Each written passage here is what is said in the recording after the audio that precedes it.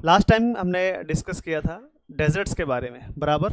Desserts यानी कि मरुस्थल, और हमने कई तरह के मरुस्थल्स को देखा था, खासकर एक हॉट डेजर्ट्स, ठीक है, और कूल डेजर्ट्स, कोल्ड डेजर्ट्स, ये हमने डिस्कस किया था, बराबर। सो हमने समझने की कोशिश की थी, अगर मैं इसको, ठीक है,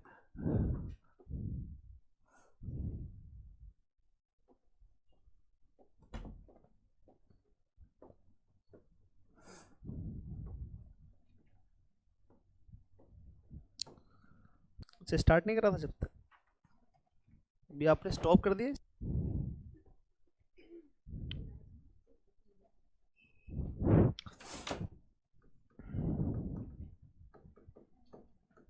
प्लीज सभी बच्चे देखेंगे इधर।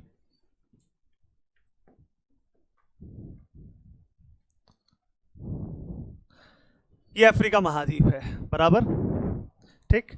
सो यहाँ से हमने कहानी स्टार्ट करी थी और बताने की कोशिश करी थी कि अगर हम इस पार्टिकुलर एरिया को देखें, ये वाला पार्टिकुलर एरिया, ठीक है, इसको हमने कहा था सहारा डेजर्ट, बराबर। क्या कहा था? सहारा डेजर्ट, ठीक। ये सहारा डेजर्ट है। यहाँ से कई क्वेश्चन आपके एग्जाम में आते हैं अफ्रीका महाद्वीप से। पहला तो ये कि एक ब्लैक कॉन्टिनेंट है और इसे कहते हैं बैकवर्ड कॉन्टिनेंट भी कहते हैं, ठीक है। ये अभी भी विकास की जो एक मेन स्ट्रीम होती है उससे कोसों काफ़ी दूर है, बराबर। सो ये पार्टिकुलरली जोग्राफिकली आप देखेंगे तो इसका जो नदन पार्ट है, यहाँ पर दुनिया का सबसे बड़ा वाइड एक हॉट डेजर्ट आपको दिखाई देगा, बराबर। इसके अलावा ये जो आप हिस्सा देख रहे हैं, ये वाला पार्ट जो हम देख रहे हैं, इसे कहते हैं इजिप्ट। क्या कहते हैं? इजिप्ट बोलते हैं। इजिप्ट में एक बेसिक डेजर्ट पाया जाता है जिसे नूबियन डेजर्ट कहते हैं। क्या कहते हैं? Nubian desert. तो इसको आपको याद रखना है कि सहारा का ही एक्सटेंशन या नील नदी के आसपास का भी एक डेजर्ट है जिसे नूबियन डेजर्ट के नाम से जानते हैं। अगर ये सहारा डेजर्ट है तो एक्सट्रीमली सहारा डेजर्ट के बिल्कुल नीचे, यानी कि इसके दक्षिणी भाग में एक और रीजन पाया जाता है, इसी से जुड़ा है, उसे हम कहते हैं साहिल रीजन। क्या कहते हैं? साहिल। ये कौन सा है? याद रखना, साहिल रीजन कौन से महाद्वीप में पाया जाता है? साहिल रीजन पाया जाता है अफ्रीका महाद्वीप में, बराबर। ये जो पार्ट आप देख रहे हैं, जो भी हम ड्रॉ करेंगे, ठीक है, इस वाले पार्ट को, ये पार्ट आप देखना, ये वाला पार्ट, ये पार्ट आप देखेंगे, ये है इक्वेटोरियल रीजन। क्या है? Equatorial region. यहाँ बहुत ज़्यादा बारिश होती है, यानी कि ये जो पर्टिकुलर एरिया है, ये 0 डिग्री जो इक्वेटर लाइन है, यानी कि भूमध्य रेखा वाली जो लाइन है, बिल्कुल बीचों बीच से होकर गुजरती है, जिसकी वजह से इस वाले पर्टिकुलर एरिया में बहुत घने जंगल पाए जाते हैं। और इसमें एक बहुत फेमस कंट्री है जिसको कहते हैं कॉन्गो। क्या कहते हैं? कॉन्गो। कॉन्गो कई नाम से जाना जाता है, डेमोक्रेटिक रिपब्लिक ऑफ कॉन्गो इसको कहते हैं, इसे गिगनेटिक जू भी कहते हैं। क्या कहते हैं? गिगनेटिक जू। तो ये भी आपको याद रखना है कि विश्व में किस देश को गिगनेटिक जू कहा जाता है, तो यानी कि बहुत बड़ा चिड़ियाघर, तो कॉन्गो को कहा जाता है। तो अगर 3 सीक्वेंस आप ध्यान से देखेंगे तो टॉप पर आपको सहारा डेजर्ट मिला, इसके दक्षिण में आपको साहिल रीजन मिला, और इसके दक्षिण में आपको विषुवत-रेखीय वन मिले। क्या मिले? विषुवत-रेखीय वन मिले। अब एक क्वेश्चन और यहाँ से बना लेते हैं, अगर हम यहाँ पढ़ ही रहे हैं तो ये जो पार्टिकुलर एरिया आप देख रहे हैं, ये वाला, ठीक है, इसे कहते हैं सवाना रीजन। क्या कहते हैं? Savanna reason. सवाना रीजन के बारे में एक अच्छी बात मैं आपको बता दूं, जैसे आप 2 तरह के घास के मैदान पढ़ते हैं अपने एग्जाम की तैयारी के दौरान, पहला टेम्परेट ग्रासलैंड, दूसरा, ठीक है, ट्रॉपिकल ग्रासलैंड। टेम्परेट ग्रासलैंड में जैसे प्रेरीज का नाम सुना होगा आपने, स्टेपीज का नाम सुना होगा, डाउन्स का, वेल्स का, पंपास का नाम सुना है इनका, कैंटरबरी का। ये क्या है? ये दुनिया के सबसे बड़े घास के मैदान हैं जहाँ सबसे बड़ी तादाद में कृषि होती है। कृषि इस तरह से होती है कि कई सौ किलोमीटर भी कह लीजिए, ठीक है, एक ही तरह की फसल आपको देखने को मिलेगी, एक ही तरह की सिंगल फसल। और जो सारी की सारी एग्रीकल्चर होती है वो हाईली मैकेनाइज्ड, यानी कि मशीनीकृत, जो मशीन से होती है एग्रीकल्चर, उसके थ्रू ज़्यादा होती है। साइंटिफिक एग्रीकल्चर जनरली हम इसको कहते हैं। तो पूरी दुनिया के ब्रेड बास्केट हैं जो भी मैंने नाम गिनाए हैं। ऐसे ही उष्णकटिबंधीय क्षेत्रों के अंदर भी घास के मैदान पाए जाते हैं जिन्हें जनरली सवाना कहा जाता है। क्या कहा जाता है? सवाना घास के मैदान। अफ्रीका महाद्वीप के खासकर इस वाले पार्ट में, सेंट्रल या कहें कि ईस्टर्न सेंट्रल वाले पार्ट में, सवाना घास के मैदान आपको दिखाई देंगे। सवाना घास के मैदानों की अच्छी पहचान ये है कि यहाँ पर 1 मीटर से लेके 5 मीटर तक घासें होती हैं। 1 मीटर से लेके 5 मीटर तक घासें होती हैं, और ये जनरली क्या होती है? हल्की सी येलो ब्राउन, ठीक है, यानी कि ये एक आदर्श जगह है चीता, शेर, बाघ के लिए।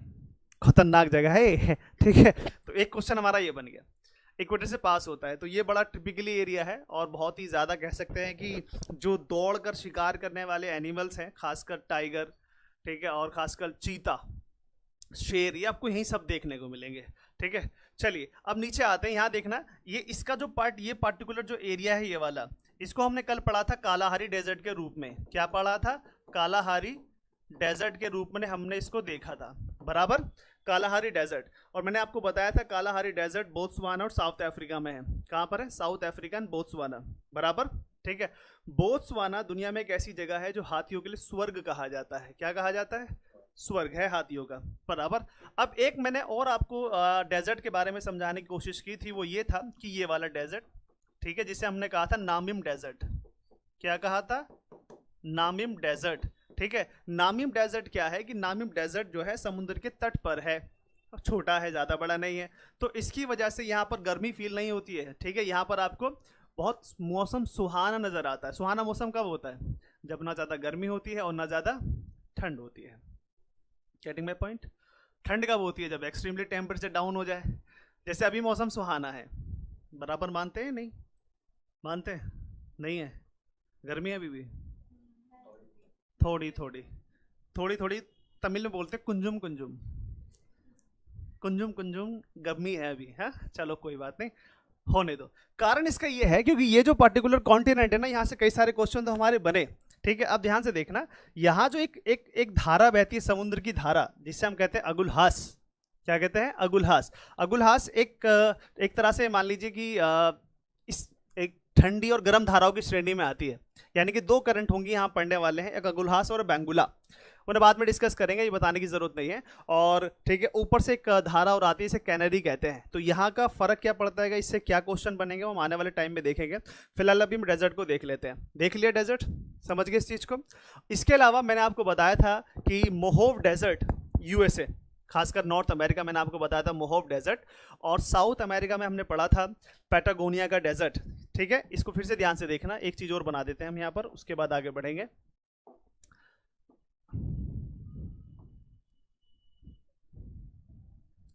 ठीक है, थोड़ा और नीचे चला जाएगा ये, इसको ही छोड़ देते हैं। ध्यान से देखना इस चीज को। एक मैंने आपको बताया था अटाकामा डेजर्ट के बारे में, ठीक है, और एक डेजर्ट मैंने बताया था पैटागोनिया डेजर्ट के बारे में। ठीक है, दो डेजर्ट है साउथ अमेरिका में, एक है अटाकामा डेजर्ट। बस अटाकामा को याद रखना है कि दुनिया का सबसे ड्राइस्ट डेजर्ट है। बारिश नहीं हुई है 100 साल से यहाँ पर। ठीक है, और होने की संभावना भी नहीं है अभी। लेकिन ये नाइट्रेट के भंडार पाए जाते हैं यहाँ पर, बहुत रिच है मिनरल्स में, ये वाला पर्टिकुलर एरिया बहुत ज़्यादा रिच है। ठीक है, और रही बात अर्जेंटीना का, तो अर्जेंटीना में एक तो पंपास के घास के मैदान है और पैटागोनिया का पठार है, तो अपने आप में वैसे भी बहुत ज़्यादा इंपॉर्टेंट हो जाता है। कभी अगर मैप पे सर्च करना अर्जेंटीना को, तो अर्जेंटीना में बहुत बड़े लेवल पर खेती बाड़ी की जाती है, खेती बाड़ी यानी कृषि की जाती है। और यहाँ पर एक घास है, अल्फा अल्फा, क्या है? अल्फा अल्फा घास के मैदान है यहाँ पर, या कहें घास उगती है। और ये अल्फा के बारे में कहा जाता है ये इतनी ज़्यादा रिच है प्रोटीन में, इतनी ज़्यादा रिच है प्रोटीन में, कंट्री डिलाइट वाला मोटी मलाई दूध की, ठीक है, वैसा ही है। हाँ, अगर उसे चारा खा लेना, चारे में खाती है गाय भैंस बफेलो जो भी यहाँ पालते हैं, भेड़ बकरी, वो हट्टे कट्टे हो जाते हैं। और शुद्ध हिंदी में बोलते हैं हष्ट पृष्ठ, ऐसे हुष्ट पुष्ट, ऐसे है ना, क्या बोलते हैं? हुष्ट पुष्ट, हष्ट हट्टे कट्टे, ठीक है, क्या तुम इतना टेंशन लोगे हुष्ट पुष्ट में? ठीक, हट्टे कट्टे नौजवान, तुरंत भाई तगड़े। तो ये जो रीजन मैं बता रहा हूँ ना, ये रीजन है एक्सपोर्ट के, meet export, milk export, food export centre है ये दुनिया के, है ना। तो ये आपको याद रखना है, एक तो अटागामा याद रखना है, ठीक है, और एक पैटागोनिया।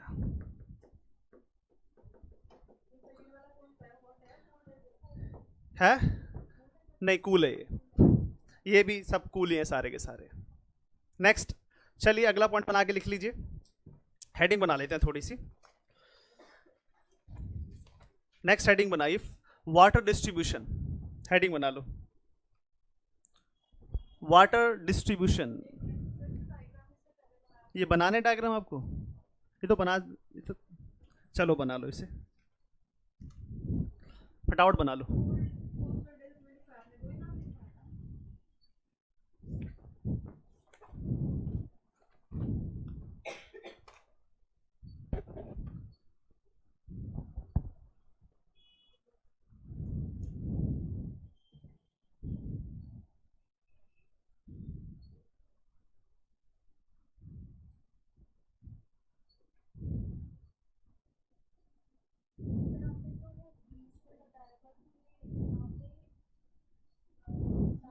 ये वाला, ये नामिम डेजर्ट, ये लिखा हुआ है ना, एन नामिम, NAMIB, नामिम डेजर्ट। कोंगो गिगनेटिक जू है, एक देश है एक कोंगो का, ठीक है, लेकिन यहाँ पर विषुवत-रेखीय वन बड़ी तादाद में पाए जाते हैं और विकास की अंधी दौड़ में वनों को काटा जा रहा है। जब वनों को काटा जाएगा तो जंगल में रहने वाले जानवर कहाँ जाएंगे? शहरों की तरफ भागेंगे। शहर वाले कहाँ जाएंगे? फिर जंगलों की तरफ भागेंगे, फिर जंगल काटेंगे, फिर वो जो बच्चे कुछ वो कहाँ भागेंगे? वो बच्चे कुछ शहरों की तरफ भागेंगे, फिर सर्कल चलता रहेगा। दुनिया गड़बड़ा रही है डिफोरेस्टेशन और अर्बनाइजेशन की वजह से। जितनी होड़ मची है शहरों में रहने की, उतनी ही तबाही मची है जंगलों को काटने की। बंद कर दो शहरों में रहना, जंगल अपने आप सुरक्षित हो जाएंगे। लेकिन शहरों में रहना सभी चाहते हैं, क्योंकि शहर में जीवन होता है आरामदायक, लेकिन उसकी कीमत चुकानी पड़ती है। अरे इतना टेंशन मत लो भाई, ठीक है सर, हम तो अभी भी पैदा हुए हैं, हमने क्या किया, हम तो एंजॉय करेंगे, अभी एसी चलाएंगे, ठीक है, अब तो गाड़ी पियो, अब तो हम तो पेट्रोल भी नहीं फूका अभी तक, हमारी तरफ से तो कोई पॉल्यूशन ही नहीं हुआ। अभी गाड़ी लेंगे, डीजल धुएं छोड़ेंगे पूरे इलाके में, अभी तो हमने कचरा भी नहीं करा अपनी ज़िंदगी का। ये बात भी है, अभी तो कंट्रीब्यूशन देना शुरू ही नहीं करा, अभी तो धुआं फैलाएंगे हम, कचरा फैलाएंगे, चिप्स के पैकेट फेंकेंगे चारों तरफ, क्योंकि हम कमाएंगे तो टैक्स देंगे, टैक्स के पैसों से सैलरी जाएगी सरकारी कर्मचारियों की। बहुत दूर की सोचते हैं, ठीक है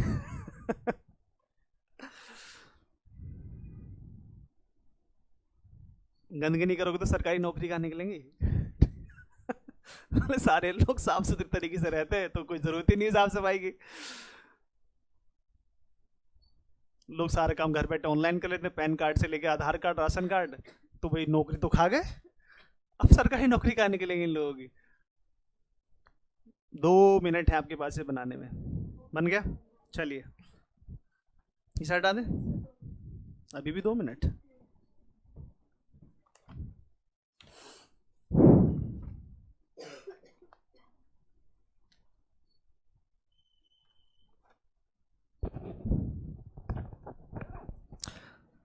एक क्वेश्चन आपके एग्जाम में आया था, ठीक है, उसको खासकर तिब्बत को लेकर, ठीक है, तिब्बत को लेकर क्वेश्चन आया था, टाकला माकन, अजीब सा नाम लगना, टाकला माकन,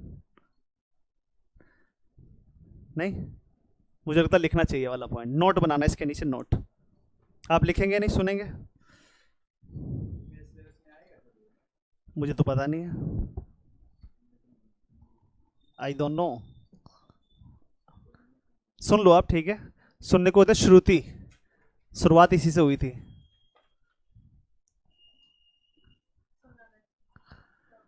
a listener can be a good speaker, पता नहीं किसने कहा था, आई डोंट थिंक सो। मुझे लगता है कि आप बेहतर प्रवक्ता बन सकते हैं, बहुत अच्छा सुनते हैं आप। एक पॉइंट बना के लिखो इसके नीचे, नोट बना ला, note, Taklamakan, Taklamakan is a cold desert,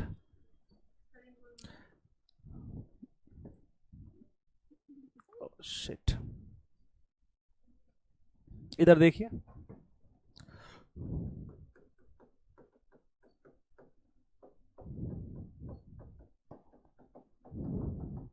टाकला माकन is a cold desert of China, टाकला माकन।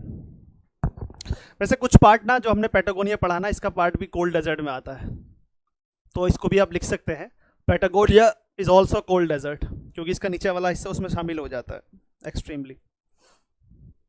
लिख लिया। मंगोलिया का नाम कितने विद्वानों ने सुना है जो मेरे सामने बैठे हुए? मंगोलिया, ठीक, मंगोलिया का राजा या कहें महाराजा या कहें सुल्तान या बादशाह जो भी कहें, चंगेज़ खान हुआ करता था। Changez Khan a king without fortress, एक ऐसा राजा जिसका किला नहीं था, एक ऐसा राजा जिसका किला नहीं था। कहते हैं 1/3 पॉपुलेशन, मतलब बहुत बड़ा इतिहास है उसका, बहुत ज़्यादा, जहाँ से गुजर जाता था सनी देओल बन जाता था, लाशें बिछा दूंगा, लाशें, काजल, हाँ,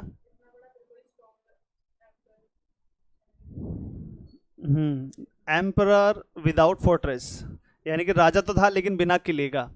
जब राजा को मतलब एक पर्टिकुलर स्ट्रक्चर ही नहीं होगा तो बहुत सारी चीज़ें मिसमैनेजमेंट हो जाएंगी, जैसे दरबारी, रिटन डॉक्यूमेंट्स, रेवेन्यू, बहुत सारी चीज़ें, तो फिर कानून ये सब नहीं होता है। तो एक आपको स्ट्रक्चर चाहिए होता है।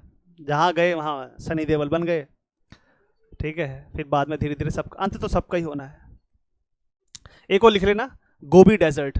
गोबी, कॉलीफ्लावर माने गोबी, मतलब GOBI, गोबी।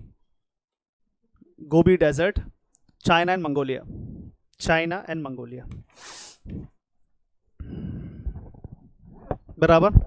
मंगोलिया के बारे में आपको मैं दो चीज़ें बता दूं जो कि आपके एग्जाम में बनती हैं। पहला ये, कैपिटल इसका उलन बटोर है, कैपिटल इसका उलन बटोर है।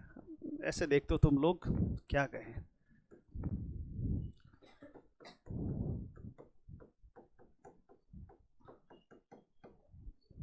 उलन बाटोर भी कहते हैं, उलन बटोर भी कहते हैं, उलन बातोर भी कहते हैं, कुछ भी आप कह सकते हैं, ठीक, यही है। इसके बारे में एक और कहा जाता है कि यहाँ दुनिया की सबसे कम आबादी है, मतलब एक तरह से ये मान लीजिए सबसे कम डेंसिटी वाला कंट्री है ये। 1 किलोमीटर में सिर्फ एक ही आदमी रहता है। 1 किलोमीटर में कैसा लगता होगा, हमें तो फोबिया होगा है। अगर 1 किलोमीटर में हमें कोई ना दिखाई दे डर लगने लगता है, अरे कहाँ चले गए, सड़क खाली है भाई, ऑटो भी खाली जा रहे हैं, भूत प्रेत तो नहीं आ गए। तो यहाँ तो 1 किलोमीटर में एक आदमी दिखेगा आपको रहते हुए। रेली आपको कोई उलन बटोरी में दिखेंगे, जो दिखेंगे, अगल बगल कुछ नहीं दिखेंगे। घुड़सवारी आज भी प्रचलित है, चाहे लड़की और लड़के बड़े बहुत बड़ी तादाद में घुड़सवारी करते हैं, आर्चरी करते हैं। खेल है, प्राचीन खेल है, बहुत ज़्यादा ऊंचाई पर भी है ये देश, ठीक है, अलग ही क्लाइमेट है, कोई पोल्यूशन नहीं, कोई लोग ही नहीं है, जंगल कटे नहीं, कोई अर्बनाइजेशन नहीं है, बड़ा बड़ा सेफेस्ट है। तो इसलिए यहाँ पर आबादी आपको 1 किलोमीटर में एक मिलेगी। जहाँ पर आप पढ़ रहे हैं अभी, यहाँ 11,000 है। कितनी है? 11,000 1 किलोमीटर में। थोड़ा सा और आगे जाएंगे सिग्नेचर ब्रिज के पास, वहाँ आपको 37,000 मिलेंगे 1 किलोमीटर में। स्पेस से दिख जाएंगे, ये रहा नॉर्थ ईस्ट दिल्ली, देखो कितना ओवर क्राउडेड है, नहीं? तो सबसे ज़्यादा पूरी दुनिया में सबसे ज़्यादा most densely populated district north east Delhi. Bharat में तो 11,000 दिल्ली का है ही सबसे ज़्यादा, बराबर। बिहार का वैसे स्टेटों में आता है। और सबसे कम में ये आ गया मंगोलिया, एक व्यक्ति 1 किलोमीटर में रहता है। और वैसे सबसे कम भारत में अरुणाचल प्रदेश में रहता है। चलिए कोई बात नहीं, चलता रहेगा, कभी अप कभी डाउन। नेक्स्ट हेडिंग होगी आपकी फ्रेश या वाटर डिस्ट्रीब्यूशन। लिख लिया? Water distribution. उसके आगे लिखना fresh and saline, fresh and saline, fresh and saline.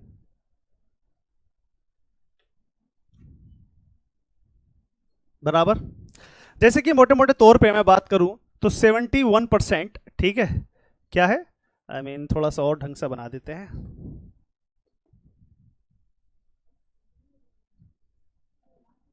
Please.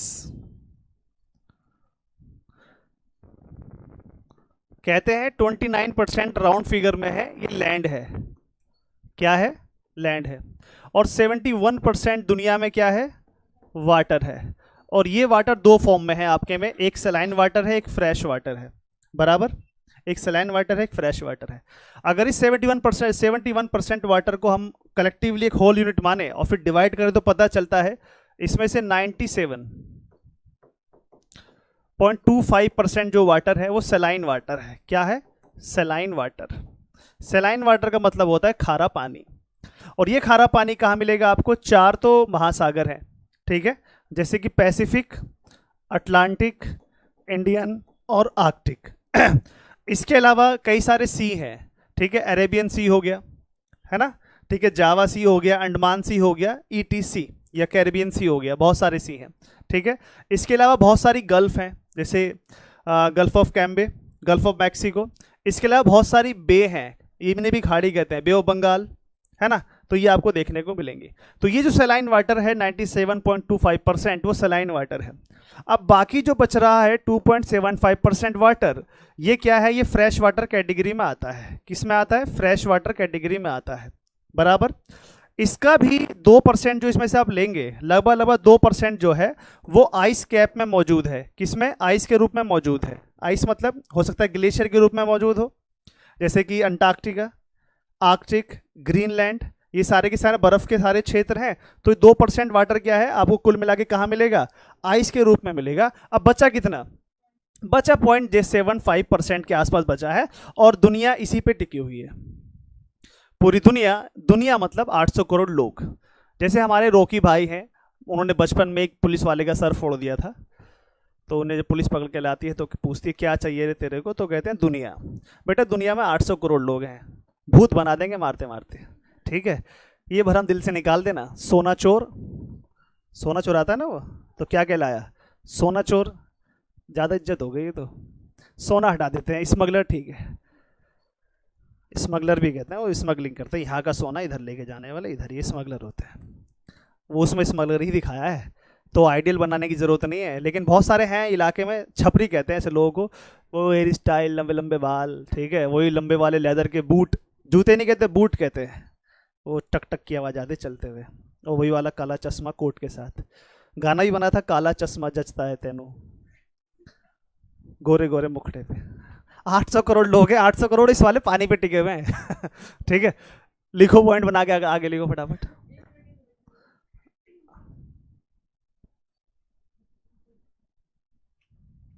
आप बस सुन लो, ठीक है, ये आपके एग्जाम के लिए काफ़ी है। लिख लिया आपने? अच्छा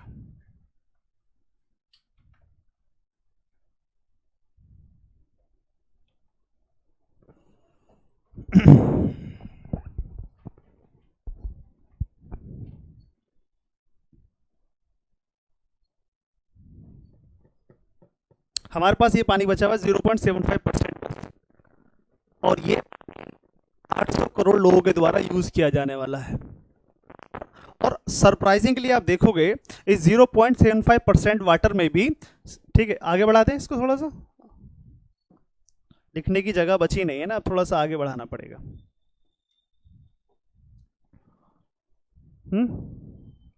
कोई दूसरा देखें, चलो इसे ले लेते हैं। आगे देखो भाई, ये आगे कहाँ चला गया, ये आगे आएगा अब, ठीक। ये है 0.75% टोटल वाटर था ये वाला, बराबर। इसमें से भी 0.68% जो वाटर है दैट इज ग्राउंड वाटर। क्या है, ग्राउंड वाटर। इसका मतलब क्या होता है, जमीन के नीचे का पानी, वेडोस जोन कहते हैं उसको। अक्सर आपने देखा होगा जब बारिश होती है तो बारिश, पानी ऊपर गिरता है और रस रिस के परकोलेट होके नीचे वो एक लेयर पे पहुंच जाता है ना। और अक्सर आप नदी के आसपास का जो एरिया देखेंगे वहाँ आपको थोड़ी सी गहराई पे पानी नज़र आ जाता है ना। तो ये जो ग्राउंड वाटर है ये बहुत बड़े यूजेस में आता है, ग्राउंड वाटर बता रहा हूँ मैं। तो ग्राउंड वाटर का सबसे ज़्यादा यूज़ होता है कृषि में। कहाँ होता है, कृषि में, बराबर। फिर डोमेस्टिक में, फिर इंडस्ट्रीज़ में।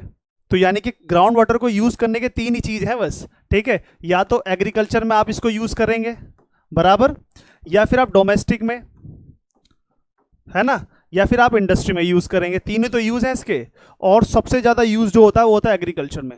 सोचो रात दिन ज़मीन से पानी निकाला जा रहा है, रात दिन, ठीक है, बराबर। और इंडस्ट्रीज में ही पानी यूज होता है, और घर में तो चाहिए पानी यूज होने के लिए। एक आदमी शहरों में औसतन एक दिन के अंदर मुझे लगता है करीब करीब कितने लीटर पानी से नहा लेते हो गए, औसतन 20 लीटर की तो बाल्टी, बकेट बोलते हैं वैसे, बकेट अच्छा लग रहा है, बाल्टी क्या बोले, छोड़ो, बकेट, ठीक है। और जिसके घर में टब लगे होंगे भाई वो तो कम से कम 200 लीटर पानी चाहिए उसे। तो गाँव में 200 लीटर पानी से ना वो नहाते हैं, दूध वाले नहीं, जिससे डंगर वंगर कहते हैं, भैंसों को नहलाते हैं। 200-300 लीटर पानी तो उन पे बहा देते हैं, ठीक है। लेकिन शहरों में उसे इकट्ठा करके टब में नहाते हैं वो उनका अपना पर्सनल चॉइस है कि हम झोड़ में नहाएंगे आज, ठीक है। वो चले गए, लेकिन घर पे नहलाया जाता है, बाकी सरसों के तेल की मालिश वगैरह ठीक ठाक से परवरिश की जाती है ना। तो एग्रीकल्चर में बहुत बड़ा सेक्टर यूज हो रहा है, बात समझना इस चीज़ को, ठीक है। फिर इंडस्ट्री में, डोमेस्टिक में वही है, नहाना पीना खाना धोना सारी चीज़ें हैं। एग्रीकल्चर में बहुत ज़्यादा यूज़ है। अब एग्रीकल्चर का जो वाटर है आप इसको देखेंगे, क्योंकि हमारे यहाँ ऑर्गेनिक फार्मिंग तो हो नहीं रही, बराबर। क्या है, दुनिया भर का पेस्टिसाइड डाला जाता है, ठीक है, दुनिया भर का। वो भी पेस्टिसाइड जो डालते हैं वो ऐसा नहीं है कि प्रॉपरली आप साइंटिफिक मेथड तरीके से डाल रहे हैं, जो आपका माना है छिड़क दो। अब वो पर्कुलेट होकर वो भी धीरे धीरे ग्राउंड वाटर में चला जाता है, फिर वो पानी निकाला जाता है, इस तरह से प्रक्रिया चलती जाती है। लेकिन अच्छी बात यह है, गाँव देहात में जो बारिश होती है उससे वो वाटर रिचार्ज हो जाता है, उससे वो वाटर लेवल जो होता है रिचार्ज होता है, हो जाता है। लेकिन शहरों में ऐसा संभव नहीं है। शहरों में क्या है, शहरों में जैसे आप जाते हैं तो सबको चाहिए पक्की सड़कें। क्या चाहिए? पक्की सड़कें। ये पक्की सड़क एक छोटी नाली से होकर गुजरेगी और फिर ये छोटी सड़क एक बड़ी सड़क से कनेक्ट हो जाएगी। ये बड़ी सड़क जो होगी बड़े नालों से जुड़ी होगी और ये जो एक मेन रोड से जुड़ जाता है जिसके अंदर बड़े नाले होते हैं, फिर ये बड़ी सड़क होती है एक नहर से जुड़ जाती है। तो एक छोटी सी गली का पानी बड़ी वाली गली, फिर उससे बड़ी वाली, फिर उससे बड़ी वाली, अंत में वो छोटी सी नहर, वो नहर डायरेक्ट किस में जुड़ जाती है? ठीक है, बड़ी नदी में जुड़ जाती है। अब शहरों में जो ग्राउंड वाटर है उसको रिचार्ज होने का टाइम ही नहीं मिल रहा, क्योंकि पक्की सड़कें हैं। पानी जाएगा कैसे? पर्कुलेट हो नहीं सकता जमीन के नीचे, इसीलिए शहरों में ग्राउंड वाटर का जो लेवल है वो तेजी से नीचे डिप्लेट हो रहा है। ये बड़ी दिक्कत है। अब पानी आपको देखोगे शहरों में पहले कहीं 35 फीट पे आता था, अब 200 फीट पे आ रहा है, 225 फीट पे भी आ रहा है, और पानी तब भी ढंग का नहीं आ रहा। तो इसका मतलब आने वाले समय में क्राइसिस होने वाला है, वाटर का भयंकर क्राइसिस होने वाला। सारे शहरों की समस्या है, भारत के लगभग सारे शहरों की समस्या है। नेक्स्ट पॉइंट आगे लिखो, ग्राउंड वाटर लिखना नहीं वाला 0.65%। नेक्स्ट 0.01% झील lakes.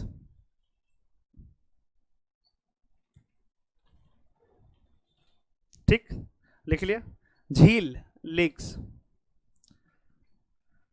Next 0.005 0.005 soil moisture.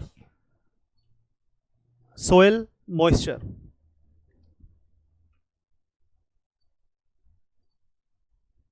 0.001 0.001 atmosphere. Atmosphere 001 ये एटीएम में पाया जाता है। एटमॉस्फेयर को जनरली क्या कहते हैं? एटीएम कहते हैं। अब एटीएम क्या है, ध्यान से देखना कि पूरे के पूरे हमारे पृथ्वी में एक चीज पाई जाती है जिससे हम कहते हैं वाटर वेपर। क्या कहते हैं? Water vapour. इसे कहते हैं जल वाष्प। यही मान लो कि ये ना हो ना, वाटर वेपर ना हो तो बड़ी दिक्कत हो जाए पूरी पृथ्वी पे, कंडेंसेशन खत्म हो जाए, बादल बनने खत्म हो जाए, बारिश बनना खत्म हो जाए। ये बड़ी इंपॉर्टेंट चीज है और ये पाया जाता है 1 से लेके 4% तक। कितना पाया जाता है? 1 से लेके 4% तक। और मैंने आपसे कहा था जब शुरुआत में पृथ्वी थी तो ज्वालामुखी के रूप में जब फटी तो उसमें से वाटर वेपर के कण भी निकले थे। पता नहीं कैसे निकले थे, सरप्राइजिंगली है, लेकिन फिर उससे बादल का निर्माण हुआ, कंडेंसेशन, बारिश हुई, धीरे धीरे फिर समुद्र बनने स्टार्ट हुए। अगला पॉइंट बना के लिखो, 0.0001 0.000 3 0 है, फिर 1 है, और आगे लिखना रिवर्स। रिवर्स, बस बात खत्म। अब सोचो नदियों में कितना सा पानी है, नदियों में कितना सा पानी है, मतलब जीरो के आगे भी 3 0 लगी हुई है। ठीक है, और इसी नदियों के आगे पूरे दुनिया के जो बड़े बड़े शहर टिके हुए हैं, सारे शहर टिके हुए हैं नदियों के आगे। छोटे से पानी, हम बोले अपनी बात करें तो भारत के लगभग सारे शहर किसी न किसी नदी के पास हैं, सारे शहर। और इन शहरों की संख्या आप मान लो 53 तो ऐसे शहर है जिनकी आबादी 50 लाख और 10 लाख के बीच में है। 53 शहर तो ऐसे हैं 10 से 50 लाख के बीच में, और सारे नदियों के पास है, सारे झीलों के पास है। और रात दिन पोल्यूटेड नदियों को और झीलों को हम प्रदूषित कर रहे हैं, इतना बुरे हाल मचा रखे हैं। और दुनिया के लगभग सारे शहर नदियों के पास में, और इन नदियों से ही वो पानी प्राप्त करते हैं अपने लिए डेली रोज़मर्रा की ज़िंदगी को जीने के लिए। बड़ी दिक्कत है भाई, पानी का डिस्ट्रीब्यूशन किस तरह से है, और हमारा जो डिस्ट्रीब्यूशन है अर्बनाइजेशन का वो किस तरह से है। अब दिल्ली को ले लो, दिल्ली की आबादी है 2 करोड़। कितनी है? 2 करोड़। और 2 करोड़ की 2 करोड़ आबादी किस पर टिकी हुई है? यमुना नदी पर। और जबकि दिल्ली में वो बहती है केवल 22 किलोमीटर। कितनी? केवल 22 किलोमीटर। बड़ी समस्या है। इसलिए दिल्ली पर आपने हर नेता के मुंह से सुना होगा कि हम नदी को साफ कर देंगे, पेरिस बना देंगे, और भी कुछ है, सिंगापुर बना देंगे, कुआलालंपुर बना देंगे, वो सब बना देते हैं। ठीक है, लेकिन वो आज तक यमुना साफ नहीं हो पाती। अभी आएगा दिवाली, आएगी, दिवाली के बाद आती है छठ पूजा। ठीक है, देखना आप दृश्य देखना, यमुना में सफेद झाग होंगे, भयंकर वाले सफेद झाग, और वहां पर डुबकी लगा रहे होंगे। भयंकर चीज होगी वाली। नेक्स्ट, चलिए अगली हेडिंग बना लीजिए।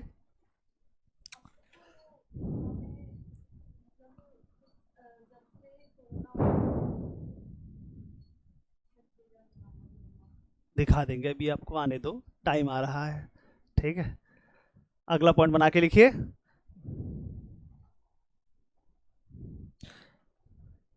ओशंस, हेडिंग बना लो ओशंस, महासागर।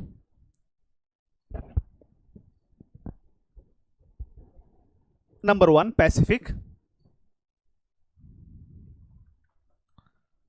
उसके आगे लिखना Oval shape, Oval shape. Pacific के आगे लिखना ओवल शेप, कुछ ऐसी शेप है इसकी। ठीक है, लिख लिया ओवल शेप। और आगे लिखना 1/3 of the earth, 1/3 of the अर्थ, बराबर लिख लिया 1/3 ऑफ द अर्थ। ठीक है, next Atlantic, Atlantic ocean, Atlantic, Atlantic के आगे लिखना S shape, S shape. Next Indian ocean, Indian ocean, triangular shape, Indian ocean triangular shape. Next Arctic ocean, Arctic ocean, round shape, round shape. ध्यान से देखना, अगर पृथ्वी को दो बराबर भागों में आप बांटेंगे तो यहां से भी क्वेश्चन पूछा गया है। ठीक है, यहां से भी क्वेश्चन पूछा गया है। ठीक है, ये northern hemisphere and southern hemisphere. Next point, in northern hemisphere, in northern hemisphere there are 60% water, in northern hemisphere there are 60% water, and southern hemisphere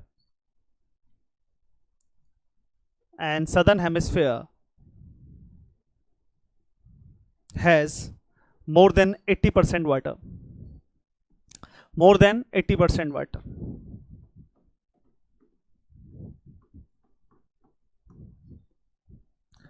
ठीक, अब क्वेश्चन सीधा बनेगा, which is called the water hemisphere, southern hemisphere.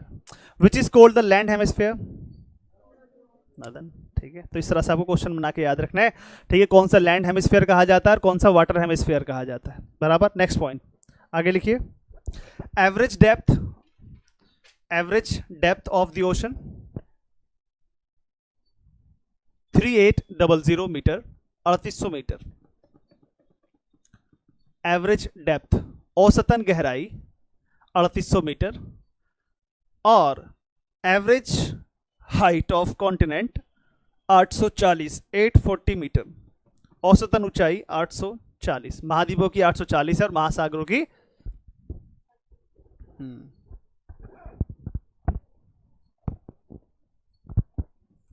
अगली heading बना लेना,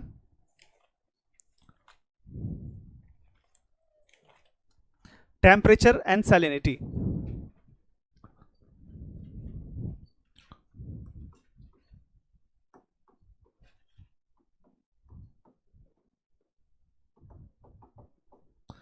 ध्यान से देखना, इसको ऐसे समझने की हम कोशिश कर लेते हैं, यहाँ क्वेश्चन कई बार पूछा गया है।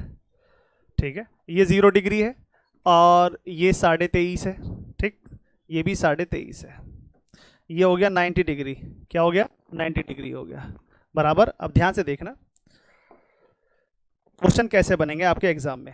क्वेश्चन को समझना, सिर्फ पृथ्वी दिख रही है पूरी बराबर, ये जो पार्टिकुलर एरिया आप देख रहे हैं यहाँ टेम्परेचर ज़्यादा रहता है, बराबर। ज़्यादा टेम्परेचर होगा means high temperature means high evaporation, वाष्पीकरण होता है पानी का। हाई और high evaporation means high salinity. नहीं समझे?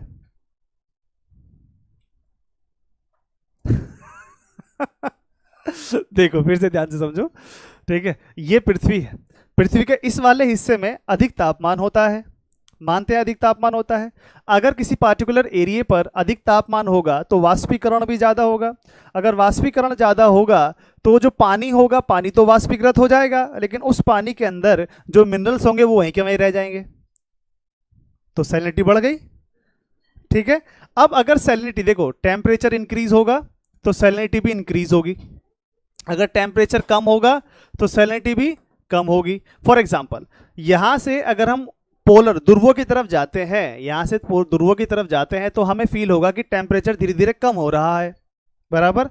अगर यहाँ पर टेम्परेचर खासकर इक्वेटर पर 25 डिग्री सेल्सियस है पॉजिटिव में, तो यहाँ पर जाते आते 90 डिग्री पर जाते आते ये -40 डिग्री सेल्सियस हो जाएगा, -40 डिग्री सेल्सियस हो जाएगा, बराबर। यानी कि यहाँ पर औसतन सरफेस पर टेम्परेचर 25 डिग्री सेल्सियस हमें दिखाई दे रहा था, लेकिन वहाँ हम गए तो -40 हो गया। तो इस बात से हमने अंदाजा लगाया कि इक्वेटर से अगर पोलर एरिया की यात्रा हम करते हैं तो धीरे धीरे तापमान घटता चला जाता है। चलिए, बहुत साफ बात क्लियर हो गई। अब अगर यहाँ तापमान लगातार ज़्यादा बना रहेगा तो आप देखेंगे कि वाष्पीकरण ज़्यादा होगा तो सैलिनिटी भी ज़्यादा हो सकती है, बराबर। अगर ये सैलिनिटी, ठीक है, जिसमें sodium chloride, magnesium chloride, sodium, ठीक है, सल्फेट, मैग्नीशियम सल्फेट, कार्बोनेट्स, ये कैल्शियम, ये सारी चीज़ें होती हैं, यही तो है सैलाइन। भाई समुद्रों से नमक मिलता है, क्या मिलता है? नमक। ये मैग्नीशियम क्लोराइड, सोडियम क्लोराइड, ये सारा नमक ही तो है जो आप लोग ठूसते हैं रात दिन। ला भी थोड़ा और छिड़क दे, मोमोज पे डाल, ठीक है, नहीं सब्जी में भी कम है, भर दे। ज़्यादा खाते हैं तो आंतें गल जाती हैं, वो सफ़ेद होता है, ठीक है, वो अंदर से डैमेज कर देता है। तो स्वाद अनुसार ही खाएं, स्वाद अनुसार ही खाएं। ऐसा ना, बहुत से लोग होते हैं ज़्यादा नमक के शौकीन होते हैं, प्याज ली फोड़ी, ठीक है, अरे मज़ा आ गया भाई, नींबू भी डाल देते हैं ऊपर से। तो भाई इन चीज़ों से बचें, नमक उतना ही खाएं जितना बॉडी को आवश्यकता हो। समुद्र में तो भर भर के है, बहुत है, ठीक है, निकालो जितना भी निकाल सकते हैं। चलिए अब क्वेश्चन फिर से बनाने की हम कोशिश करते हैं। टेम्परेचर ज़्यादा था तो सैलिनिटी भी ज़्यादा हो गई, बराबर। अब इस सैलिनिटी को कम कैसे किया जाएगा? यस, चलो आपसे नहीं पूछेंगे, आप तो पहली बार बैठे हैं आज। ये जो विद्वान हैं, ये पौध जो काफ़ी समय से लगी हुई है यहाँ, ठीक है, इससे पूछ। पौध मतलब होता है पैडी क्रॉप, मतलब चावल की खेती को कहते हैं, जो एक जगह से उठा के दूसरी जगह लगाते हैं, है ना, पूरा पौधा होता है वो, समझ रहे नहीं? स्टैंडिंग वाटर, पानी चाहिए। देखा है कभी? अभी कट रही है? कौन से स्टेट में भी? अरे हरियाणा, मैं हरियाणा का जिक्र करने वाला था अभी। अरे वहाँ तो भाई चुनाव भी चल रहे हैं। 5 तारीख को फाइनल वोटिंग होगी और 8 तारीख को रिजल्ट आएगा, ठीक है, याद कर लेना।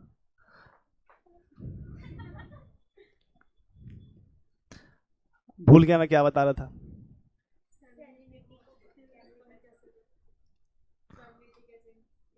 हाँ बताओ, कैसे डिक्रीज की जाएगी?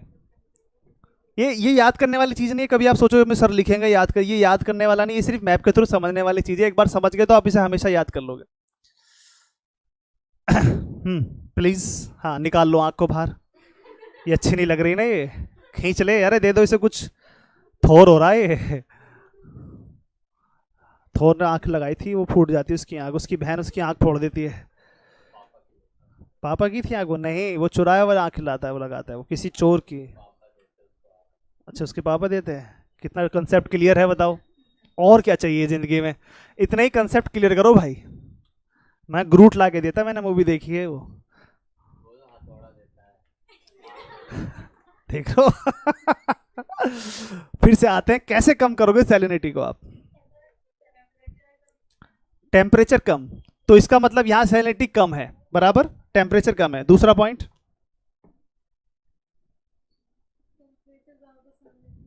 ओ क्या बात है, क्या बात है, ये तो बात हमने बोली नहीं पूरी क्लास में, अब आपने बोली है। लिखो भाई सारे के सारे, ये कम से कम 10 बार बोल दिया। और बताओ, कुछ तो बोल, जबा तो खोल। जबा केसरी हो, कई सारे हीरो हैं, वो अक्षय भी है, अजय देवगन भी, अब तो वो भी आ गया, जैकी श्रॉफ का लड़का, उछल कूद जो करता रहता है। हाँ बता तो दिया, टेम्परेचर डिक्रीज हो गया तो सैलिनिटी कम है यहाँ पर। प्लीज फिर से देखना। अरे कहाँ से आवाज आ रही है? पीछे से? तो पिछले वाले घर की आवाज यहाँ कैसे आ जाएगी? नालायक। आगे बढ़ते हैं, ध्यान से सुनना फिर बात। अरे खिला लो पहले, बैठ जाते हैं हम चुपचाप। टॉफी कौन खाता है क्लास में? टॉफी भी तो लाते हैं कुछ, पल्स वगैरह भर भर के लाते हैं। अरे दो भाई। मैं नहीं दूंगी सर। 10 रुपए की 10 आती है। चलिए फिर से आगे बढ़ते हैं। ध्यान से देखना, सैलिनिटी कब कम होगी? बारिश हो जाए तो, अगर फ्रेश वाटर आके मिले बारिश का, एक पार्टिकुलर एरिया जब बहुत अच्छा वाष्पीकरण हुआ, सैलिनिटी ज़्यादा थी, लेकिन अचानक बारिश हुई, अब सैलिनिटी ज़्यादा होगी कम होगी? इसका मतलब पॉइंट है कि जहाँ फ्रेश वाटर खासकर बारिश पड़ेगी वहाँ सैलिनिटी हमेशा कम होगी। चलिए अब ध्यान से देखना, पॉइंट बहुत इंपॉर्टेंट है ये वाला। ये इक्वेटर है, भूमध्य रेखा, और भूमध्य रेखा पूरी पृथ्वी पर एकमात्र ऐसी जगह है जहाँ डेली बारिश होती है, जहाँ डेली बारिश होती है। काले मेघा पानी तो बरसाओ। डेली यहां पर 2 बजे के बाद भयंकर बारिश होती है, कॉमुलस निम्बस क्लाउड गर्जन के साथ बारिश कराते हैं। इक्वेटर पर इसलिए सैलिनिटी कम है, इक्वेटर पर इसीलिए सैलिनिटी कम है क्योंकि डेली बारिश होती है। सबसे ज्यादा तापमान कहां पर पाया जाता है? पूरी पृथ्वी पर सबसे ज्यादा तापमान कहां मिलता है? हाँ, ये तो मैंने बोला ना 25 मिलता है टेम्परेचर यहाँ बस। अगर ज़्यादा होता तो मैं यहाँ लिखता 50। सबसे ज़्यादा टेम्परेचर पाया जाता है सब ट्रॉपिकल एरिया में। कहाँ पर? सब ट्रॉपिकल एरिया, या ये कह दीजिए आप सीधे सीधे तौर पे कर्क और मकर रेखा के ऊपर सबसे ज़्यादा टेम्परेचर पाया जाता है। अगर सबसे ज़्यादा टेम्परेचर कर्क और मकर रेखा पर पाया जाता है तो डेफिनेटली सबसे ज़्यादा सैलिनिटी भी कहाँ पाई जाएगी? इसी के आसपास, बराबर। और एक पॉइंट तो ये हो गया, जहाँ टेम्परेचर ज़्यादा होगा वहीं सैलिनिटी ज़्यादा होगी, लेकिन जहाँ बारिश डेली होगी वहाँ सैलिनिटी कम होगी। इक्वेटर पर तो सैलिनिटी ज़्यादा नहीं है क्योंकि बारिश डेली होती है, बराबर। एक पॉइंट हो गया। कर्क और मकर रेखा पर तापमान सबसे ज़्यादा होता है, इसलिए वहाँ पर सैलिनिटी भी सबसे ज़्यादा है। 2 पॉइंट क्लियर हो गए। और तीसरा ये, जो नदियाँ हैं और नदी का जो मुहाना है, जहाँ भी मुहाना होगा वहाँ सैलिनिटी ऑटोमेटिकली कम हो जाएगी। कारण इसका, जो फ्रेश वाटर आके मिल रहा है ना समुद्र में। फॉर एग्जांपल गंगा ब्रह्मपुत्र का संयुक्त जो मोर्चा है वो जैसे बंगाल की खाड़ी में जाता है तो ऑटोमेटिकली सैलिनिटी कम हो जाती है। अब 2 चीज़ आपको देखना, एक है बंगाल की खाड़ी और एक है अरब सागर। अरब सागर में सैलिनिटी ज़्यादा है as compare to bay of Bengal.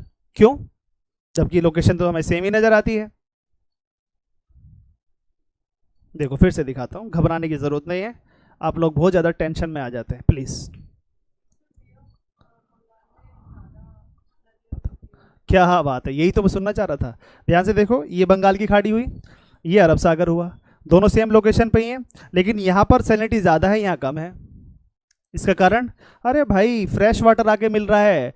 आप देखोगे यहाँ पर गंगा ब्रह्मपुत्र का संयुक्त मोर्चा आ रहा है, महानदी है, गोदावरी है, कृष्ण, कावेरी, पेन्नार, सारी नदी आ रही है। यहाँ कौन सी नदी आ रही है? यहाँ तो कुछ नहीं है। एक इंडस रिवर आती है और छोटी मोटी नदियाँ आती हैं, ताप्ती और ठीक है नर्मदा और ये शारावती जैसी नदियाँ हैं, बाकी यहाँ कुछ तो है नहीं इतनी बड़ी तादाद में, तो इस वजह से सैलिनिटी आपको यहाँ ज़्यादा दिखाई देगी। यही लॉजिक है, इसको ही समझना है बस। ठीक है, चलिए बात खत्म, आगे बढ़ते हैं। अब ध्यान से देखना, यहाँ पर तापमान है कम, 90 डिग्री वाले एरिया पे तापमान है कम, ठीक है, पोलर एरिया पे। तो ऊपर का जो एरिया है वो तो हो गया फ्रिज, जम गया, तो वहां तो वैसे ऑटोमेटिकली सैलिनिटी भी आपको कम दिखाई देगी, लेकिन वो रिस कर नीचे तक पहुंच जाएगा वो। कारण यहाँ पर उल्टा हो जाता है पोलर एरिया पे कि ऊपर का तापमान ज़्यादा होता है, लेकिन नीचे आप जाएंगे तो वहाँ आपको तापमान थोड़ा अलग मिलेगा। भाई सतह का तापमान तो था बहुत ज़्यादा कम था, लेकिन सतह नीचे जाएंगे पानी में तो उतना ठंडा आपको नहीं मिलेगा जितना ऊपर था। तो यहाँ पर क्या होता है, यहाँ गहराई के साथ आपको क्या मिलेगा? सैलिनिटी मिलेगी आपको अधिक गहराई पर। यहाँ ज़्यादा है, ऊपर कम थी सैलिनिटी, क्योंकि फ्रेश वाटर हो गया था, जम गया था, तो रिस के वो नीचे चला जाता है। तो ये टोटली डिफरेंट आइडियोलॉजी है, ठीक है, डिफरेंट कंसेप्ट है जो आपको समझना है तापमान को लेकर और सैलिनिटी को लेकर। ये सारा रिवर्स खेल चल रहा है, बस आपको लोकेशन याद रखनी है, इसके अलावा इसमें कुछ भी पढ़ने की ज़्यादा ज़रूरत बिल्कुल भी नहीं है, बराबर। चलिए पहला पॉइंट बना के लिखना, जरूरत नहीं, समझा दिया मैंने, इसकी जरूरत नहीं है। नेक्स्ट पॉइंट, टेम्परेचर पहले हेडिंग होगा आपका, temperature 0 to 10 degree north and south latitude, 0 to 10 degree north and south latitude, average temperature 27 degree Celsius. फिर से बता दूं, 0 to 10 डिग्री, ठीक है, north and S, average temperature कितना है 27 डिग्री सेल्सियस, इतना लिखना था बस। Number 2, 10 to 20 degree north and south latitude,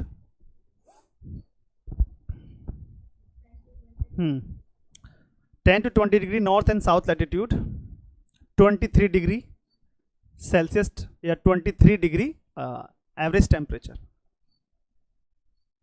23 degree Celsius है average temperature. Next 20 to 40, 20 to 40, 14 degree Celsius average temperature, 27, 23 और 14, 40 तक आप गिनना सिर्फ आपको, इसके अलावा कुछ नहीं गिनना, बराबर।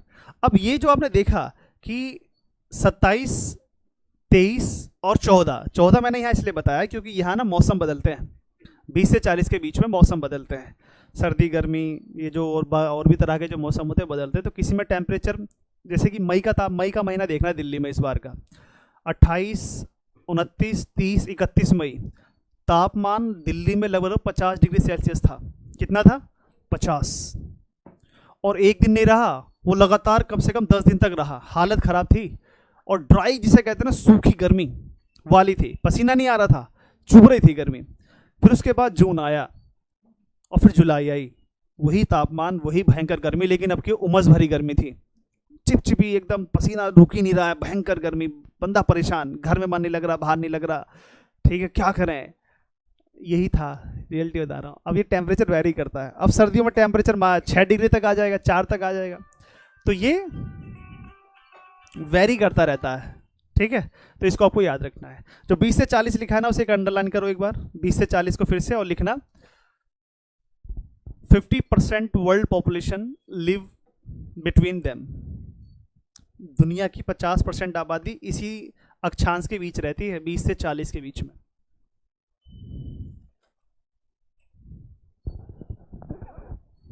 हम्म, 50%, यानी कि 400 करोड़ लोग सिर्फ और सिर्फ, ये तो मैंने आपको सिर्फ नॉर्थ का बताया, साउथ का नहीं बताया। यानी कि उत्तरी गोलार्ध में 20 डिग्री से 40 डिग्री के बीच में दुनिया की 50% आबादी रहती है, क्योंकि सबसे रहने की जो आदर्श दशाएं हैं वो 20 से 40 डिग्री के बीच में ही हैं। अब हम जो क्लास ले रहे हैं, हम कहाँ ले रहे हैं? उसी में ले रहे हैं। भाई दिल्ली का लैटिट्यूड कितना है? 28 है, तो 20 से 40 के बीच में हुआ ना, है ना। तो 20 से 40 के बीच में जो है एकदम मौसम अच्छा होता है, रहने के लिए शानदार जगह है, कृषि के लिए उपलब्ध भूमि है बड़ी तादाद में, तो इंसानों के रहने के लिए एक तरह से बेस्ट प्लेस माना जाता है। तो सभी रहते हैं यहाँ पर, पूरा भूमध्य सागर के आसपास का एरिया है, पूरा चाइना है, मंगोलिया है, इंडिया है, सब आराम से रह रहे हैं, कोई दिक्कत नहीं। Next point, highest range of ocean temperature, next line, highest range of ocean temperature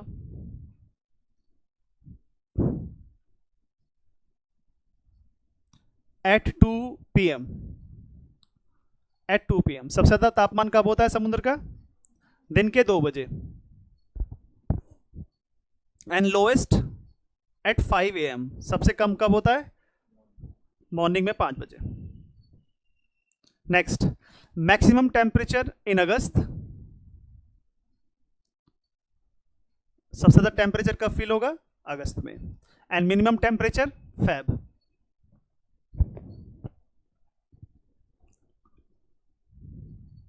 बराबर।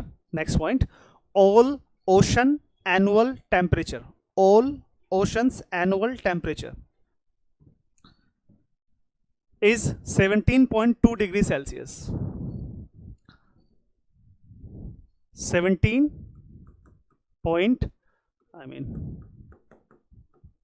2 डिग्री सेल्सियस। ये एनुअल टेम्परेचर है, सारे महासागरों को मिलाकर बनाया गया टेम्परेचर। बराबर बढ़ रहा है ये एनुअली, जितने भी ओशंस हैं उन सबका जो एनुअल टेम्परेचर है वो कितना है? 17.2 degree Celsius. Next line,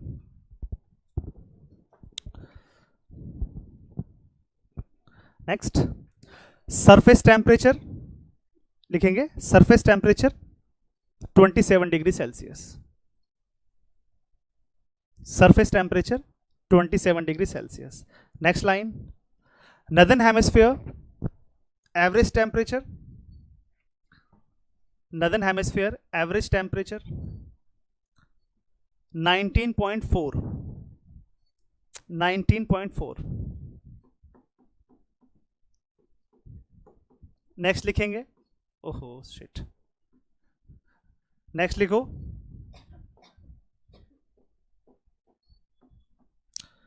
southern hemisphere average temperature 16.1 degree Celsius,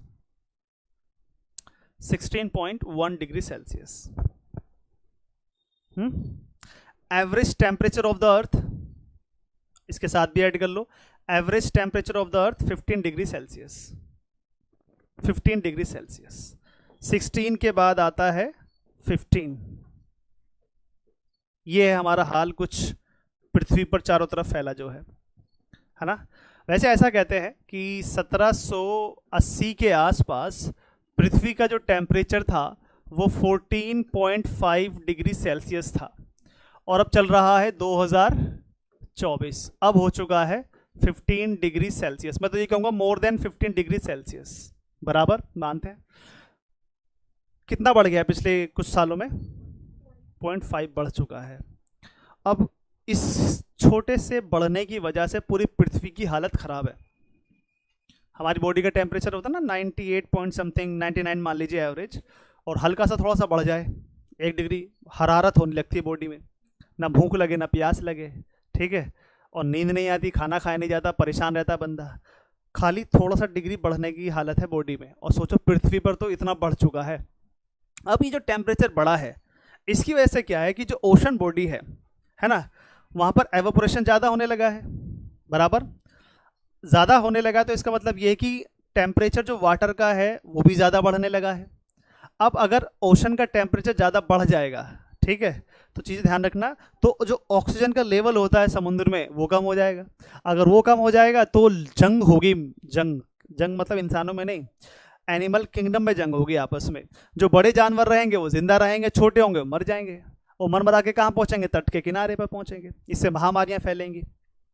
एक पॉइंट ये हो गया। दूसरा, फिर ग्लेशियर जो बने हुए ये मेल्ट हो जाएंगे। अगर ग्लेशियर मेल्ट होंगे तो सन का लेवल भी जो ओशन होता है उसका लेवल भी बढ़ सकता है, सन सी राइज हो सकता है। सी राइज होगा तो जो शहर बसे हुए हैं तटों पर वो पानी में डूब जाएंगे। कितना नुकसान हो रहा है। और ये जो सब हुआ है सिर्फ और सिर्फ हुआ है इतना, ये जो हम पढ़ते हैं ये है CO2, कितना? CO2। अब ये बढ़कर इतना हो चुका है, इतना हो चुका है। खाली इसके बढ़ने से, ठीक है, ये हालत मचा हुआ है। कारण ये है, अब इसको देखो समझो थोड़ा, जैसे सन का जो इंसोलेशन आता है वो शॉर्ट रेडियो वेव्स के रूप में आता है। वो जब पृथ्वी से टकराता है तो टेरेस्ट्रियल रेडिएशन जनरेट होता है, तो लॉन्ग वेव्स के रूप में ऊपर जाता है, और इसी से पृथ्वी गर्म होती है, बराबर। अगर ये भारी गैस है, अगर ये शहरों के चारों ओर एक लेयर के रूप में फैली हुई है निचले इलाकों में, तो आप देखेंगे सन की रेस को ट्रैप कर लेगा ये। अब ये सन की रेस को ट्रैप कर लेगा तो नीचे का तापमान में गड़बड़ी हो जाएगी, अचानक तापमान आपको बढ़ा हुआ मिलेगा। शहरों में तापमान गांव के मुकाबले हमेशा ज़्यादा मिलेगा, हो सकता है 10 से 15 डिग्री सेल्सियस हो। कारण यही कंसंट्रेशन ऑफ, ठीक है, कहते हैं ना ये वाला CO2, sulphur dioxide, nitrogen oxide, ये सारी गैस होगा, ये हैवी गैसेस होती हैं। ये सूरज की रोशनी को वापस जाने ही नहीं देती हैं, ये ट्रैप कर लेती हैं, जिससे आसपास का तापमान बढ़ जाता है। और तापमान की बढ़ने की वजह से जो एक कृषि का पैटर्न होता है उसमें भी फर्क पड़ता है, बारिश में फर्क पड़ता है, बारिश समय पर नहीं आ पाती है, रिवर सूख जाती है, कभी कभी ग्लेशियर मेल्ट होना शुरू हो जाते हैं, तो बहुत तरह का प्रभाव पड़ता है। तो ये बहुत ही ज़्यादा गंभीर मुद्दा है पूरी दुनिया के लिए, खासकर। लेकिन हमारे यहाँ बड़ी एक दिक्कत ये है कि हमारे चुनाव में ना कोई भी एनवायरमेंट की बात करने को तैयार नहीं है। बात वही है जो घिसी पिटी राजनीति चली आती है, उसी पर सब बात करने को तैयार होते हैं, ठीक है, एक दूसरे की बुराई करना, ये करना, वो करना। कोई ऐसी बात नहीं करेगा कि हम बेहतर आपको वातावरण देंगे, शहरों में अच्छा देंगे, ऐसा स्मार्ट सिटी सपना रह गया। आगे बनाओ, अगला पॉइंट बना के लिखो। एक और पॉइंट बना के लिखना, highest ocean temperature, highest ocean temperature Pacific, Pacific ocean लिख लेना 19 डिग्री सेल्सियस, 19 डिग्री सेल्सियस। सबसे ज़्यादा चारों महासागरों में सबसे ज़्यादा तापमान किसका? पैसिफिक का। नेक्स्ट लिखो, इंडियन ओशन 17 डिग्री सेल्सियस, हाँ Indian ocean 17 degree Celsius. Next Atlantic ocean, Atlantic ocean 16.91 degree Celsius, 16.91 degree Celsius. Arctic ocean 4 degree Celsius, Arctic ocean 4 degree Celsius. कहानी खत्म यहां से। बस सीधा क्वेश्चन पूछा जाएगा कि कौन से महासागर का तापमान सबसे ज्यादा है, ऐसे कारण इसका, अरे 1/3 फैला हुआ है भाई, और किसका तापमान होगा। इंडियन ओशन का मतलब ज्यादा ये हो जाता है कि ये ज्यादातर आप देखोगे तो ट्रॉपिकल एरियाज में ही आता है छोटा लेकिन ट्रॉपिकल एरियाज में ही आता है, तो स्वाभाविक सी बात है तापमान होने की संभावना ज्यादा है। नेक्स्ट पॉइंट, अगली हेडिंग बना लो, salinity, ocean salinity, ocean salinity. जैसे मैंने मेरे पास, मैं समुद्र के पास रहता हूं, मेरा घर है, ठीक है, तो वहां से मैंने 1 लीटर पानी ले लिया। क्या ले लिया? 1 लीटर पानी ले लिया और मैंने इसमें भर दिया, बराबर। अब इस 1 लीटर पानी में, यानी कि जो 1000 ग्राम पानी था, बराबर, मानते ना, बराबर, ठीक है। अब इसमें मैंने पानी लेने के बाद मैंने देखा कि इसके अंदर कितने सोडियम क्लोराइड है, कितना मैग्नीशियम क्लोराइड है, ठीक है, कितना सोडियम सल्फेट है, कितना मैग्नीशियम सल्फेट है, कितना कैल्शियम है। तो मुझे पता चला कि ये जो तत्व हैं, ये जो मिनरल्स हैं, ये सारे के सारे समुद्र में पाए जाते हैं और औसतन जो है वो इतना है, औसतन जो है वो इतना है। इसको इस तरह से मेजर किया जाता है 24.7, ठीक है। ये जो 1000 ग्राम पर 1000 ग्राम इसको मेजर कर लीजिए। तो एवरेज जो निकल के आया, या फिर हम ये कहें कि अगर कोई भी समुद्र का पानी इससे ज़्यादा खारा है या इससे ज़्यादा कोई कंटेंट मिनरल्स हैं, खासकर ये वाले मिनरल्स किसी भी समुद्र के पानी में, तो हम उसे सलाइन वाटर कहेंगे। ये भी हम समझ सकते हैं। यानी कि सलाइन वाटर हम किसे कहते हैं? सलाइन वाटर हम इसे कहते हैं, ठीक है, 1000 या 1000 मिलीलीटर या ग्राम जो भी पानी ले लीजिए आप, उसमें से अगर इतने ग्राम ज़्यादा, ठीक है, आपको मिनरल्स मिलते हैं तो आप उसे सलाइन वाटर कह सकते हैं, खारा पानी कह सकते हैं, जो कि पीना मना है। समुद्र के पास वाले पानी थोड़ा ना पीते समुद्र का, उन्हें भी कौन सा पानी चाहिए? नदियों का पानी चाहिए। हाँ, अगर आपके पास टेक्नोलॉजी है, फिल्टर करने की सुविधा है, जैसे गल्फ कंट्रीज हैं, उन सब पे फिल्टर करते हैं और सारा समुद्र का पानी पीते हैं। बहुत नमक इकट्ठा हो गया उनके पास, नमक सफ़ेद होता है, टाटा का आता है एक आयोडीन युक्त नमक होता है, ज़रूरी है। टाटा का नमक की कमी से होने वाले रोग भी याद कर लेना, आपके एग्जाम में आते हैं। नेक्स्ट पॉइंट, 24.7 पर पंत, ये लिख लेना पूरा, 24.7 पर 1000 has considered brackish water, brackish water, saline water लिख लीजिए आप इसमें, SALINE, सलाइन वाटर, ठीक है। एवरेज सैलिनिटी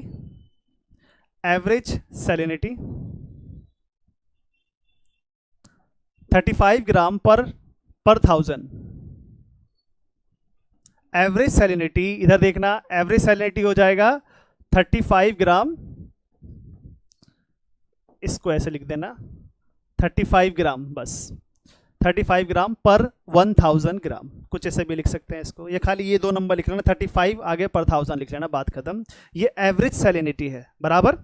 चलिए next line, highest salinity is found, highest salinity is found between 15 to 20 degree Celsius, I mean 15 to 20 degree latitude. Highest salinity is found between 15 to 20 degree latitudes, ठीक। but generally mid latitude is considered, mid latitude is considered highest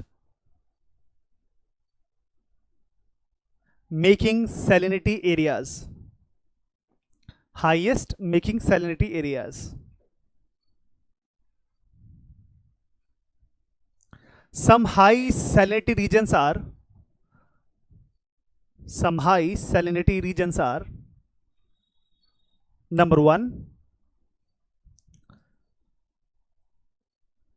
lake Van या Von भी कहते हैं, lake von, lake von, ठीक है। आगे लिखना Turkey, और उसके आगे लिखना 330 ग्राम, 330 ग्राम। सोचो 1000 मतलब 1 लीटर पानी के अंदर 330 ग्राम आपको नमक प्राप्त हो रहा है, तो कितना सैलिनिटी होगा उसके अंदर। डूब नहीं सकते आप ढंग से, बाउंस बैक करेगा ना। बोयांसी वाला लो होता है ना, जो नीचे डुबाते हैं ऊपर आता है, तो जितना डेंसिटी वाला वाटर होगा उतनी डूबने की संभावना कम होगी, और जितना हल्का डेंसिटी कम डेंसिटी होगा उतना डूबने की संभावना तेजी से बहुत ज़्यादा होगी। इसलिए लोग जाते हैं लेक वॉन में नहाने जाते हैं, डेड सी में नहाने जाते हैं। नमक के पानी से नहाने के कई फ़ायदे हैं, ऐसे लोग बताते हैं, मैं तो कभी नहाया नहीं। बाकी बॉलीवुड वालों ने गाने तो बहुत बना रखे हैं, समुद्र में नहा के नमकीन वगैरह, ठीक है, पुराने पुराने।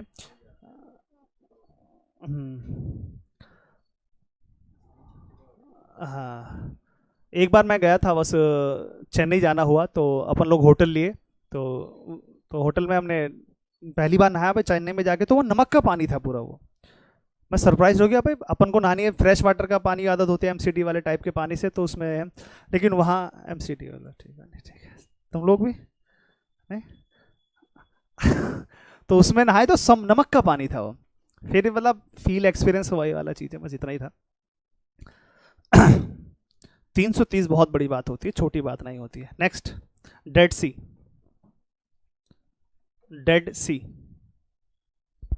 238, 2238,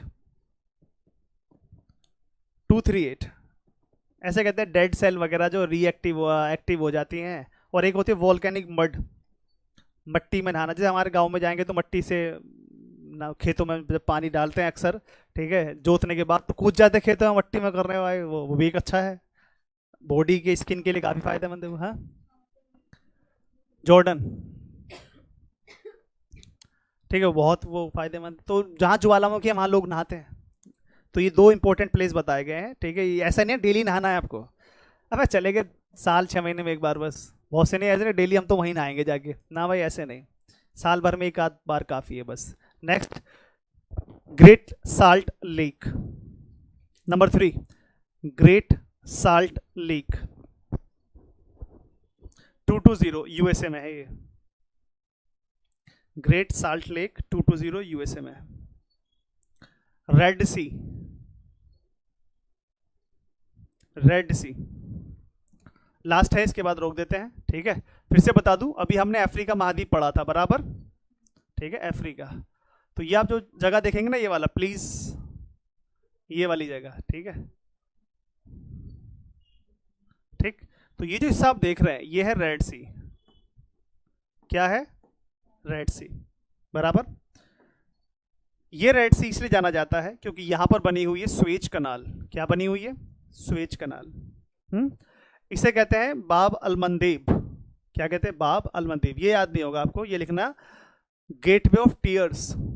क्या, टीयर्स, आंसू होता है, टीयर्स का मतलब आंसू होता है, बराबर। तो ये जो रेड सी है बड़ा ही पॉपुलर और बहुत ही फेमस जगह है। अब आप देखेंगे ये बंद है चारों तरफ से, तो ये इस वजह से आपको नजर आएगा कि यहाँ सैलिनिटी ज़्यादा है, इस वजह से आपको सैलिनिटी आपको ज़्यादा मिलेगी। और लगभग सारे के सारे जो सी हैं उसमें सबसे ज़्यादा यही सैलिनिटी लेकर बैठा हुआ है। ये सऊदी अरब हो गया, ये यमन हो गया, ठीक है, ये एक जिबूती हो गया, इरित्रिया हो गया, इजिप्ट यहाँ पर मिलेगा, सूडान इसके नीचे मिलेगा, इथोपिया मिलेगा, बड़े शानदार देश हैं चारों ओर, ठीक है। और ये तो है ही अपने आप में स्वेज कनाल। जो स्वेज कनाल से क्वेश्चन पूछा गया था कि लाल सागर और भूमध्य सागर को जोड़ने वाली कौन सी नहर है, स्वेज कनाल है, ये आपको याद रखना, ठीक है।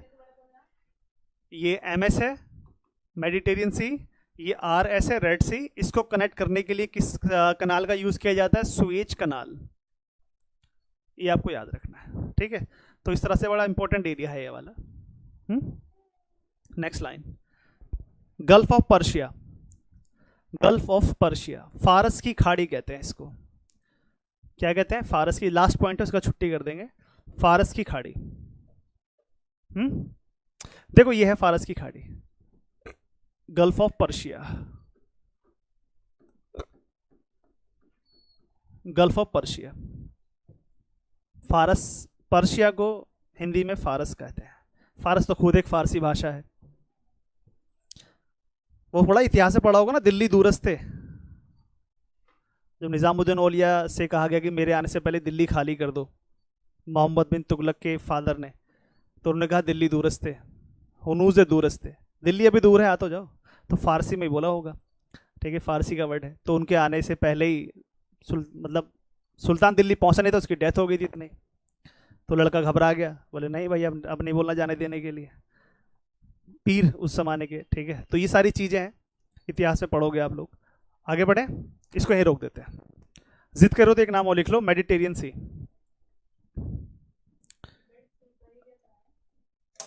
हाँ, ट्रेड, अरे नलायको पूरा बता दिया, सारे देश बता दिए, ठीक है। रेड सी, अफ्रीका महाद्वीप और एशिया, देखो एशिया दो महाद्वीपों को अलग कर रहा है बराबर, है ना।